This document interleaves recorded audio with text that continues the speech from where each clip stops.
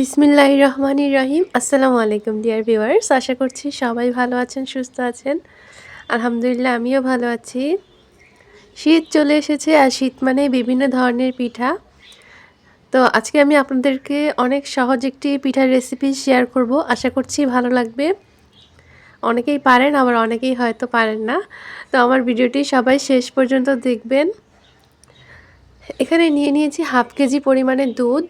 আর এই পিঠাটা বানানো কিন্তু খুবই সহজ। অল্প কিছু উপকরণ দিয়ে আপনারা কিন্তু যে কোনো সময় এই পিঠাটি তৈরি করতে পারেন। এখানে দুধের ভিতর দিয়ে দিলাম চিনি আর সামান্য পরিমাণে লবণ, কারণ পিঠাতে চিনির সাথে কিন্তু লবণটা দিলে খুব সুন্দর একটা স্বাদ হয়। তো এখন আরেকটা বাটিতে আমি পানি নিয়েছি, পানির ভিতরে এখন হাফ কাপ পরিমাণ চালের গুঁড়ি দিয়ে দিয়েছি। এটাকে আমি গুলে রাখবো, ঠান্ডা পানির সাথে মিশিয়েছি, এই যে দেখেন।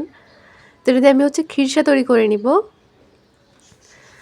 এটাকে এখন আমি ভালোভাবে গুলে নিলাম। গুলে নেওয়ার পরে যে দুধটা ভালোভাবে জাল করে নিয়েছি, চুলার উপরে আমি এটাকে দিয়ে দিব আর নাড়তে থাকবো। চুলা কিন্তু ধরানো। তো এই যে দেখেন, এটাকে ভালোভাবে নাড়তে হবে। এখন আমি এখানে খিরসা তৈরি করে নিব। আপনারা চাইলে গুড় দিয়েও করতে পারেন, তাহলে এই খিরসাটা একটু কালারফুল হবে। আমি চিনি দিয়ে করেছি। এই যে পুরা গুঁড়িটা আমি দিয়ে দিলাম, যে গুঁড়িটা পানি দিয়ে গুলে রেখেছিলাম। এখন এটাকে একটু অনবরত নাড়তে হবে যতক্ষণ পর্যন্ত না এটা ঘন হয়ে আসে। এই খিরসাটা কিন্তু ঘন হবে আর অনেক সুন্দর একটা ফ্লেভার বের হয়েছে দুধের। আর এটা দুধের পরিমাণটা অবশ্যই বেশি থাকবে। আপনারা চাইলে 1 কেজি দুধ দিয়েও খিরসাটা তৈরি করতে পারেন, তাহলে আরও বেশি মজার হবে। তো এটা এখন দেখেন আস্তে আস্তে ঘন হয়ে যাচ্ছে, একদম ঠিক হবে জিনিসটা, সুজির মতন।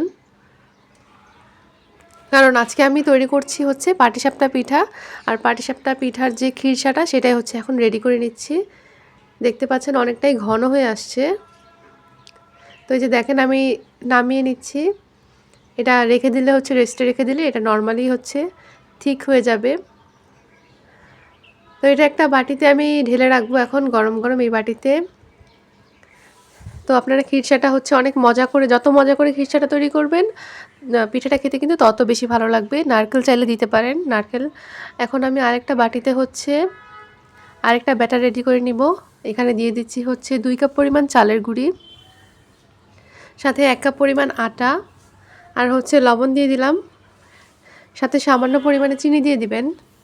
তারপর এটাকে সবগুলো উপকরণ ভালোভাবে মিশিয়ে নেবেন। এখন এখানে আমি দুধ দিয়ে দিচ্ছি। এখানে যদি দুধ অ্যাড করেন তাহলে কিন্তু অনেক মজা হয় পাটিসাপটার ব্যাটারটা। তো আপনারা দুধ দেওয়ার চেষ্টা করবেন। তো এগুলোকে আমি সবগুলো উপকরণ ভালোভাবে মিশিয়ে নিচ্ছি। আবার দুধ না থাকলে আপনারা পানিও ব্যবহার করতে পারেন, কোনো সমস্যা নেই। আর এখানে আটা আর চালের মিশ্রণটা ঠিকমতো দিলে আপনার পাটিসাপটাটা ঠিকমতো হবে।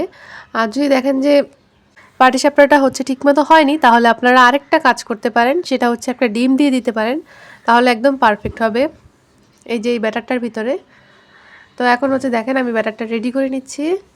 এরকম একটা পাতলা নিব, বেশি একটা ঘন না, আবার একদম খুব বেশি পাতলা না, কারণ এটার ভিতরে কিন্তু ক্ষীর যাবে। এই যে দেখেন আমি এখানে ননস্টিক যে ফ্রাই প্যানগুলো আছে এগুলোতে করছি। ফার্স্টে তেল ব্রাশ করে নেবেন অবশ্যই, তারপর এখানে ব্যাটারটা দিয়ে দিচ্ছি। তো আম্মু সবগুলো কাজ করতেছিল আর আমি কিছু কিছু কাজ করছিলাম। তো যে এই পিঠাটা আম্মু তৈরি করে নিচ্ছে। পিঠাটা কিন্তু অনেক বেশি মজা হয়েছিল আলহামদুলিল্লাহ।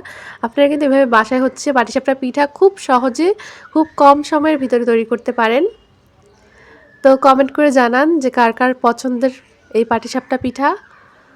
আর আমার ভিডিওটি কে কোথা থেকে দেখছেন অবশ্যই কমেন্টের মাধ্যমে জানিয়ে দেবেন। তো আরেকটা পিঠা রেডি করে নিচ্ছি।